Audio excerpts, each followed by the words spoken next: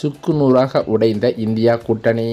திமுக கூட்டணியிலிருந்து வெளியேறிய காங்கிரஸ். சற்று முன் ராகுல் காந்தி அதிரடி அறிவிப்பு.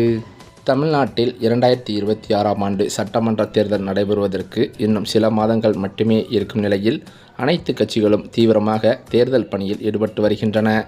அதன்படி தனது கூட்டணியை பலமாக வைத்திருக்கும் திமுக மீண்டும் தங்கள் ஆட்சியை பிடித்து விடலாம் என்ற நிலைப்பாட்டில் செயல்பட்டு வருகிறது.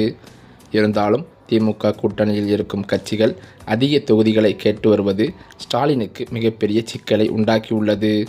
குறிப்பாக பார்த்தால் விடுதலை சிறுத்தைகள் கட்சி, காங்கிரஸ் ஆகியவை கூடுதல் தொகுதிகளை கேட்டு வருவதாக சமீபத்தில் தகவல்களும் வெளியாகி வந்தது.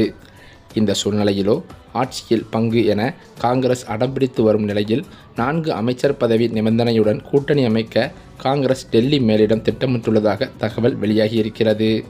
பீகார் தேர்தல் முடிந்ததும் ராகுல் காந்தி தமிழகத்தில் நேரடியாக கவனம் செலுத்த திட்டமிட்டிருக்கிறாராம்.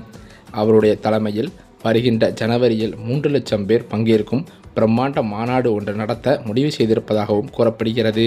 இந்த மாநாட்டிற்கான ஏற்பாடுகளை செய்வதற்காக விரைவில் சென்னை வருவதற்கு ராகுல் காந்தி திட்டமிட்டிருப்பதாகவும் தகவல்கள் வெளியாகியுள்ளது.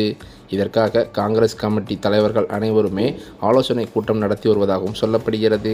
மேலும் அது மட்டுமில்லாமல் இந்த தகவல் அறிந்த திமுக தலைவரான ஸ்டாலின் அவர்கள் திமுகவின் தலைமை பொறுப்பாளர்கள் மற்றும் முக்கிய அமைச்சர்களுடன் இவர் இதை பற்றிய ஆலோசனைகள் நடத்தியிருப்பதாகவும் தகவல்கள் வெளியாகியுள்ளது. இதனை முன்னிட்டு இன்னும் 2 நாட்களுக்குள் அவசர ஆலோசனை கூட்டம் நடத்த ஸ்டாலின் முடிவெடுத்திருப்பதாகவும் தற்போது தகவல்கள் வெளிவந்து கொண்டிருக்கிறது. இதன் காரணத்தினால் திமுகவின் அனைத்து கட்சி நிர்வாகிகளும் இதற்கான ஆயத்தமாக பணியில் ஈடுபட்டுள்ளதாகவும் சொல்லப்படுகிறது. மேலும் அது மட்டுமில்லாமல் வருகின்ற 2026க்கான சட்டமன்ற தேர்தலுக்கான தேர்தல் வேலைகளை, சுற்றுப்பயணத்தை, தேர்தல் பிரச்சாரத்தை ஒவ்வொரு கட்சிகளும் தீவிரமாக செயல்படுத்தி வருகிறது.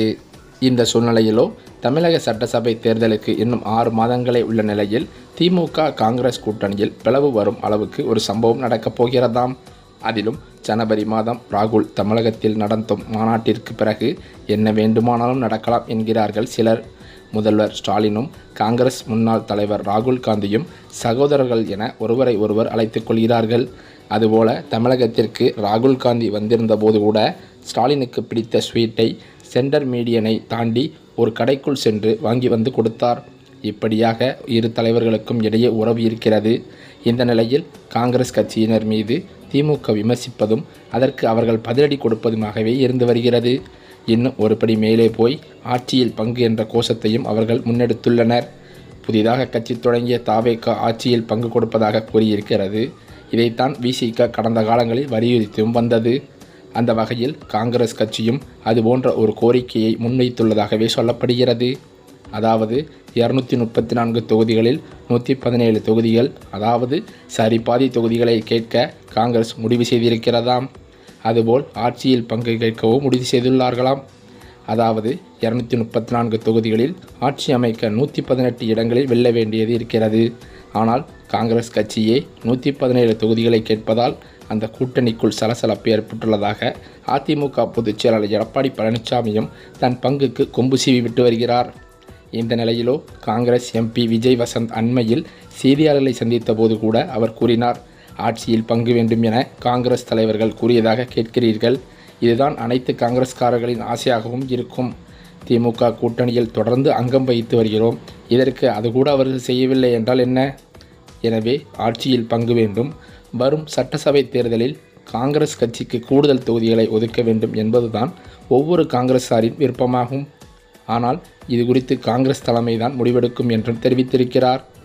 இந்த நிலையிலோ டெல்லி மேலிடமும் ஆட்சியில் பங்கு என்பதில் உறுதியாக இருந்து வருகிறதாம். அதே சமயம் திமுக கூட்டணியில் பல்வேறு நெருக்கடிகள் ஏற்பட்டு வருவதாக திமுக வட்டாரங்களில் தகவல்கள் வெளியாகியுள்ளது. ஏனென்றால் கூட்டணி கட்சிகள் ஆட்சியில் பங்கு, தொகுதிகள் மேம்பாடு அதிகம் என்று பல்வேறு குழப்பங்களை ஏற்பட்டு வருவதாகவும் சொல்லப்படுகிறது. அதாவது தமிழக சட்டசபையில் 4 அமைச்சர் பதவியையும் கேட்டு அந்த நிபந்தனையுடன் கூட்டணி அமைக்க காங்கிரஸ் மேலிடம் முடிவு செய்துள்ளதாகவும் தகவல்கள் வெளியாகியிருக்கின்றன. தற்போது கூட பீகார் சட்டசபை தேர்தலில் தேசிய கட்சிகள் மும்முரம் கட்டி வருவதாகவும் சொல்லப்படுகிறது. அந்த தேர்தல் முடிந்ததும் ராகுல் காந்தி தமிழகத்திற்கு நேரடியாகவே வர இருக்கிறாராம். அவர் தலைமையில் அடுத்த ஆண்டு ஜனவரி மாதம் பிரம்மாண்ட மாநாட்டை கூட்டவும் முடிவு செய்துள்ளதாம். எனினும் அண்மை காலமாக பெரும்பாலான இடங்களில் காங்கிரஸ் ஆட்சியை இழந்து தேய்ந்து கொண்டே வருகிறது. ஒருவேளை பீகார் சட்டசபை தேர்தலிலும் காங்கிரஸ் கட்சி ஏதோ தேய்ந்து கட்டரும்பான கதையாகிவிட்டதால் இதுபோன்று டிமாண்ட் செய்ய முடியுமா என்ற கேள்வியும் எழுந்துள்ளது. காங்கிரஸ் டெல்லி தலைமையின் நிபந்தனைகளை திமுக அறிந்திருந்தும் அதை பற்றி பெரிதாக கண்டுகொள்ளாததற்கு பீகார் தேர்தல் முடிவுகள் வரும் வரை காத்திருக்கலாம் என்பதே காரணமாக இருப்பதாக தகவலறிந்த வட்டாரங்கள் தெரிவிக்கின்றன. எது எப்படியோ கடந்த ஆண்டு ஜனவரி பிப்ரவரி மாதங்களில் அரசியல் கூட்டணியில் பெரிய மாற்றங்கள் ஏற்படவும் வாய்ப்புள்ளதாக அரசியல் கட்சி தலைவர்கள் மத்தியில் பேச்சுக்களும் அடிபடுகிறது. இதெல்லாம் ஒரு புறம் இருக்க, விசிக தலைவர் திருமாவளவனோ ஒரு பக்கம் மாறுதட்டி வருகிறார். அது என்னவென்றால், நாளை திமுக கூட்டணி வேண்டாம் என்று நான் அறிக்கை விட்டால் ஆஹோ ஓஹோ என்று மகிழ்ச்சி அடைவார்கள், ஏன் இன்னொரு தீபாவளி பண்டிகை போலயே கொண்டாடுவார்கள் என்று வெளிப்படையாக பேசியிருப்பது பரபரப்பை ஏற்படுத்தியிருக்கிறது. செங்கல்பட்டில் நடந்த கூட்டத்தில் விசிக தலைவர் திருமாவளவன் பேசும்போது, பாஜகவிற்கு தமிழ்நாட்டில் நேரடி எதிரியாக இருப்பது விசிக தான், அதை வரவேற்கிறோம். பாஜகவா விசிகவா என்றால் பிரச்சனை இல்லை, இதை ஜாதியாக கொண்டு செல்வதுதான் பிரச்சனையே.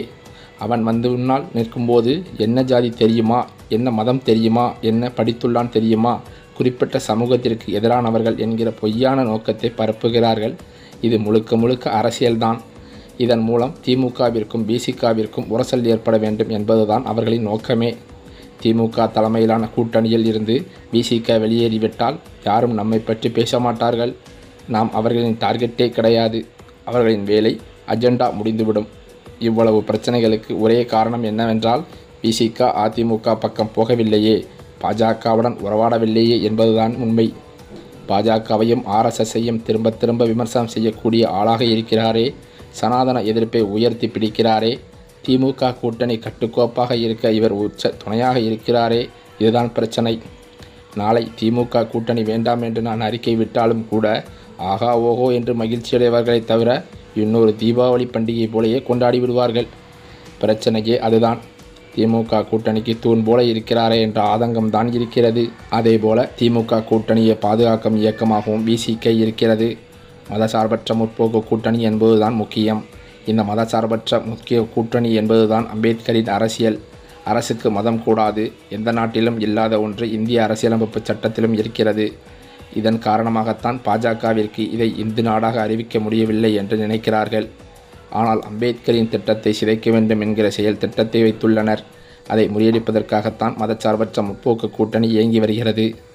இதை முக்கியமாக கலைஞர் காலத்தில் இருந்து அந்த கோட்பாடுகள் இயங்கி வருகிறது. திராவிட அரசியல் என்றால் திமுக அரசியல் என்று மட்டுமில்லை, அது சனாதன வர்ணாசிரம கொள்கைகளுக்கு எதிரான அரசியல். திராவிட அரசியலை சிதைக்க முயற்சிக்கிறார்கள் என்றால் அம்பேத்கரின் அரசியலை சிதைக்க முயற்சிக்கிறார்கள் என்றுதான் அர்த்தம். அதனால்தான் நாங்கள் தலையிடுகிறோம். அம்பேத்கர் என்ன கனவு கண்டாரோ அதை நனவாக்க வேண்டும் என்கிற கொள்கையுடன் களத்தில் இருக்கிறோம் என்று திருமாவளவன் தெரிவித்து வருவது தற்போது சர்ச்சைக்குள்ளாகி இருக்கிறதாம். இந்த சூழ்நிலையில்தான் தமிழக அரசியலில் மட்டுமல்லாமல் இந்திய அரசியலையே புரட்டி போடும் அளவிற்கு இந்தியா கூட்டணியில் ஒரு அதிரடி திருப்பம் நடைபெற இருப்பதாக அதிர்ச்சி தகவல்கள் வெளியாகி வருகின்றன. அதாவது, திமுக கூட்டணியில் இருக்கும் காங்கிரஸ் தற்போது வருகின்ற 2026 தேர்தலில் அதிக தொகுதிகளை கேட்க உள்ளதாகவும் அதிகாரத்தில் பங்கு கேட்க உள்ளதாகவும் காங்கிரசின் தலைவரான செல்வப்பெருந்தகை வட்டாரத்தில் தகவல்கள் கசிந்துள்ளது. இதன் காரணத்தினால் தற்போது திமுகவானது அதிக தொகுதிகளை கொடுக்காத பட்சத்தில் காங்கிரஸ் ஆனது திமுக கூட்டணியிலிருந்து வெளியேறும் என்றும் அதிர்ச்சி தகவல்கள் வெளியான நிலையில் தற்போது ராகுல் காந்தி அவர்கள் அதற்கான ஆலோசனை நடத்த இருப்பதாகவும் சொல்லப்படுகிறது. இந்த சூழ்நிலையிலோ திமுக கூட்டணியிலிருந்து காங்கிரஸ் வெளியேறுவது திமுக தொண்டர்களை பல்வேறு அதிர்ச்சியில் ஆழ்த்தியுள்ளதாம்.